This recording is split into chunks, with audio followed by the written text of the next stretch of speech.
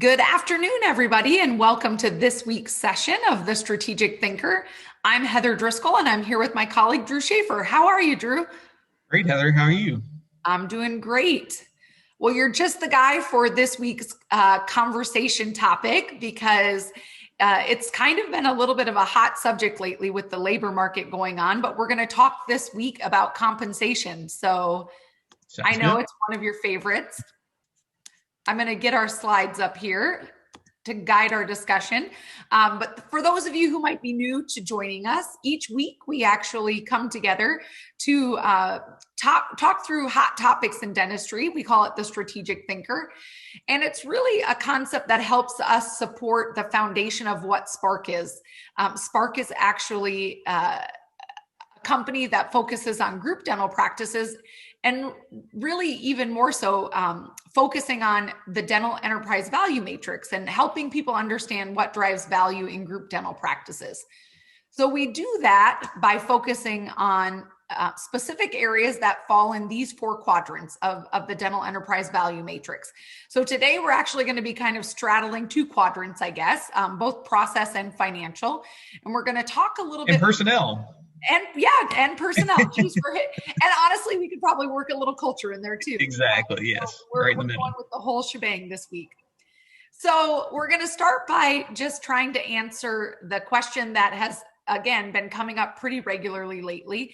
Just people really interested in knowing how we handle compensation and pay raises in our dental group and how they might handle compensation in general in their dental group. So Drew and I are going to spend some time really talking about the benefits of just creating clarity around compensation in general. So Drew, I'm going to let you get us started by talking about the benefits of having really just kind of a strategy and philosophy on compensation in general. Yeah.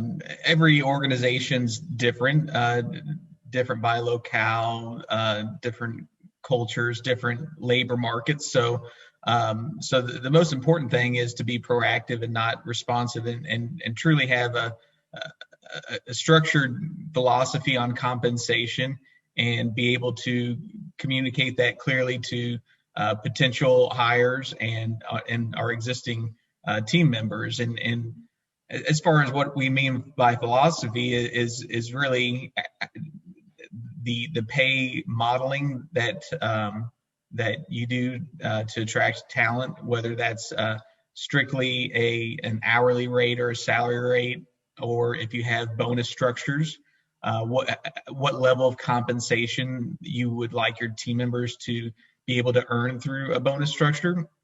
And last but not least is also what benefits outside of what's deposited to the bank account they're receiving, whether it's dental care, health insurance, some sort of retirement match. All of these are harder to translate for our team members into an hourly wage, but it's very important we do it so that for potential hires and existing team members, they can really compare apples to apples better with other employers in the market. Absolutely. And, I guess both of us get to share the hat of human resources on any given day in our organization. And from my standpoint, being more on the recruiting side of things, I found it interesting the number of people who really are asking more questions about comprehensive benefits and comprehensive compensation, not as fixated just on an hourly wage anymore, but really wanting to make sure there's a benefit structure that they can count on long term and maybe make more of a career out of their dental home than maybe they had in the past. So that's a good thing. Right. So the next thing we're going to touch on is just the benefits that come from providing consistent feedback and opportunity for growth. So sometimes we, I guess, kind of trick ourselves into thinking that everything is about money. And sometimes what people are looking for as far as overall compensation and benefits is really truly just the opportunity for growth within the organization. So maybe that's the opportunity to advance their skill sets, or, go from one position to another, or even beyond that, just having the opportunity to network or participate in continuing education activities. But if you can have real clarity again up front as to what your company philosophy looks like in all aspects of compensation and benefits, and really prepare your team for how they can expect those conversations to happen and how they can expect those opportunities to take place. We always find it's better to be on the proactive side of things as opposed to having to react when your team members come in and start asking and inquiring about opportunities. Yeah, I think one of the neat things that we see, is, particularly at our national Spark meetings, is to your point, opportunity for growth, and a lot of the Spark members bring in younger team members that aren't in a leadership role but aspire to essentially eventually ascend to that role, and kind of give them exposure from that standpoint as far as what's available outside of just the practice. Absolutely. Yeah, it's a great, I guess, kind of farm league, to Right, expose exactly. people to what can be their future. So it's a really great tool for that. So another thing that we've found to be successful is really just defining skill sets and really creating tiers and pay bands associated with those tiers, so that you can, again, proactively prepare team members for what they need to do, honestly, to have the opportunity to earn more. So where we found this work really well is primarily on the clinical side of things. So there's tiers for dental assistants, and maybe as an entry level dental assistant, I'm comfortable taking x-rays and assisting the doctor on really simple procedures. But as I work my way up through those tiers, I'm becoming a bit more skilled in, making multi-unit temporaries, or assisting with more complex procedures like implants or sedation. Maybe I'm a business assistant who, takes on different levels of opportunity. But knowing these things in advance as a new team member, having someone lay out these tiers and these opportunities associated with the tiers is really helpful. And that way, when a team member is hoping to earn more, they can really very easily kind of take the lead on further improving their skill sets, knowing what kind of compensation opportunities might be attached with that. So I can think back over the years, when dental assistants have wanted to make more, being just really consistent at steering them back towards those tiers, and helping them to know that if they spend just a little bit more time, trying to figure out how to master a temporary crown or whatever it might be, that we'd be happy to consider a change in compensation. But again, having that defined ahead of time makes it so much easier for the leaders of the organization, and honestly makes it a bit more inspiring, I think, for the team members as well. All right, Drew. So this is the hard part, right? When people like me come to you and say, hey, I want to give some people pay raises. What do you think about a budget and how to plan for compensation changes? Yeah, I think to your earlier point, it's a lot easier if you're providing consistent feedback and setting expectations, rather than just a one day a year type budget process. But regardless, it's I see in a lot of companies that are new to budgeting, they'll say, well, we're going to give everybody a 3% raise this year, and then we put that into the budget, and they're like, oh, well, that's a lot more than we thought it was going to be. And so just modeling how that looks, as the skill sets ascend, we should be more productive. And so with more production and collections, if there's that correlation, then our payroll costs really should stay in line as a percentage of income. But if those aren't aligned, then ultimately that eats out of profitability.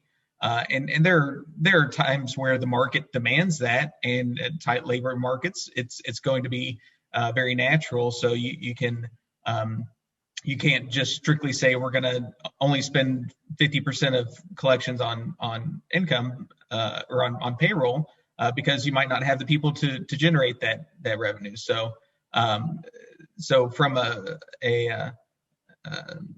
strict salary, hourly, but bonus structure, it's important to budget that. But also, as you evolve your benefits, health insurance goes up, I think 7-8% every year. So, is the organization going to increase their contribution, or is that all going to be passed along to the employees? And so there's all these elements that kind of once again go into that total package, and so it's good to set expectations as payroll ascends as far as what you expect production to ascend or otherwise profitability really to decrease, and have all stakeholders aware of the pull and tug of that. Absolutely. And I think you hit on a couple of key points there. And that really is, it's okay, right, to make decisions, whether that be to increase, hourly rates or increase the contribution the company makes to health insurance premiums, whatever that might be, as long as you're intentional about it. And to your point, all the stakeholders understand what that impact may look like. And then I think beyond that, and I think one of the things we all can get a little bit better at is then communicating those decisions to our teams. So when a company does decide to do a match of retirement or increase the contribution to health insurance premiums, sometimes these things happen and there's not a lot of discussion. And from a team member standpoint, that there are benefits, but you really can't quantify what that looks like. And so I think as, leaders of an organization, it's okay to really broadcast these things and to help communicate the true bottom line benefits as, the individual team member perceives them, because otherwise I think they just, it's like these good deeds just kind of are done, but there's not really any upside for it. Yeah, and it's a pretty easy calculation as well. I mean, if you're contributing $300 a month towards health insurance and the employee works 150 hours a month, that's an extra $2 an hour right there. And if you add in a 3% 401k match, add another 3% to their overall, and there you have it. And that way, if they're looking at a competitor down the road that doesn't offer any benefits, they can see that per hour benefit a lot easier. Yep, absolutely. So usually we recommend, once a year, if there's some way to kind of all in show people what they actually made, because I think specifically in dentistry, we're not as consistent at giving annual increases. And that's really because we have a lot of generosity through other bonus systems and programs that are a little bit non-traditional in nature. And sometimes if a team member isn't used to that, it just can feel like, maybe I'm just not, maybe I'm not getting the same kind of benefit that I would somewhere else, when in all actuality, usually it's much greater, but they're just not comparing apples to apples.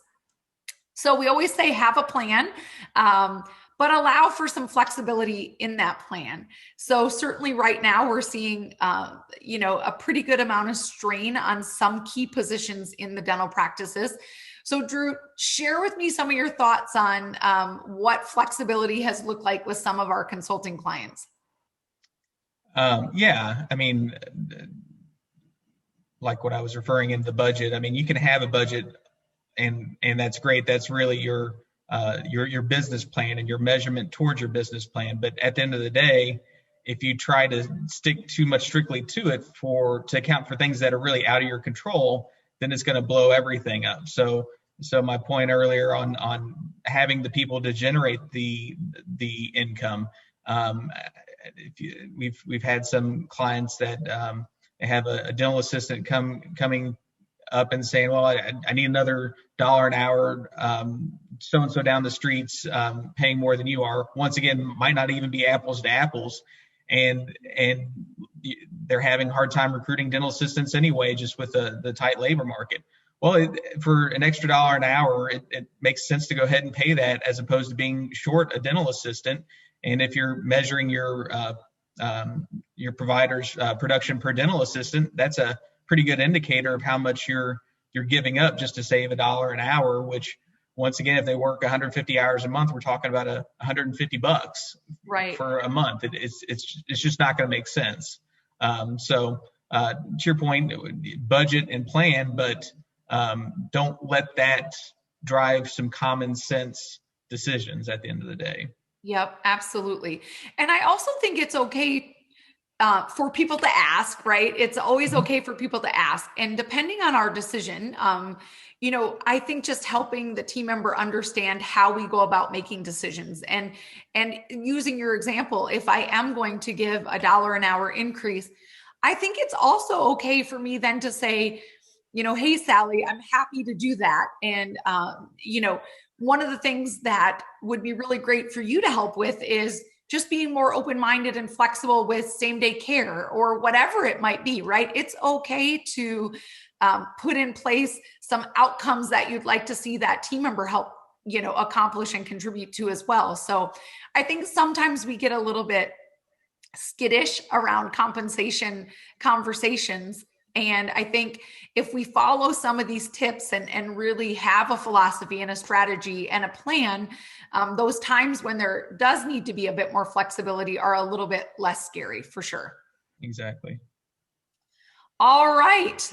So those are our quick thoughts on compensation. And again, thanks everybody for joining us for this week's session of the Strategic Thinker. Thanks, Drew, for your insight and wisdom as always. Thank you. And if anyone is interested in learning more about Spark or finding some resources that we use regularly, you can go to our website at sparkdentalnetwork.com.